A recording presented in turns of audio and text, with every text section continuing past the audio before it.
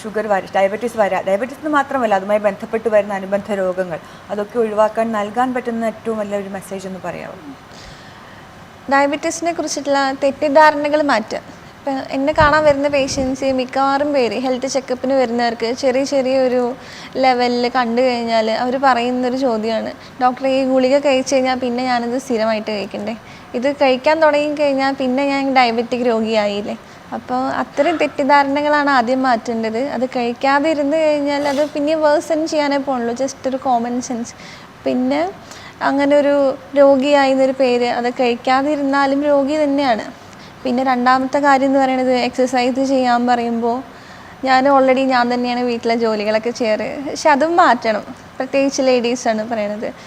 അതൊരിക്കലും എക്സസൈസ് അല്ല. ശരീരം എല്ലാ മസിലുകളും അനങ്ങുന്ന രീതിയിൽ കൈകളും കഴുത്തുകളും എല്ലാം അനക്കിയിട്ടുള്ള എയറോബിക് എക്സസൈസുകൾ തന്നെ ചെയ്യണം. പിന്നെ പ്രമേഹ രോഗികൾ, അതിന് മരുന്നെടുക്കുന്നവർ കൂടുതൽ അതിനെക്കുറിച്ച് അറിഞ്ഞിരിക്കുകയാണ് വേണ്ടത്. പ്രത്യേകിച്ച് അതിന് കഴിക്കുന്ന ഭക്ഷണ രീതികളെ കുറിച്ചിട്ടായാലും ശരി, നേരത്തെ പറഞ്ഞ 3 കോംപ്ലിക്കേഷൻസ് ഇയർലി ഒരു തവണയെങ്കിലും അതൊക്കെ നമ്മൾ കോംപ്ലിക്കേഷൻസിനെ കുറിച്ചൊന്ന് ടെസ്റ്റ് ചെയ്യുക. പിന്നെ പ്രമേഹത്തിനെ കുറിച്ചിട്ട് കൂടുതൽ അറിഞ്ഞിരിക്കുകയാണ് ഒരു പ്രായം കഴിഞ്ഞാൽ നമ്മൾ വേണ്ടത്.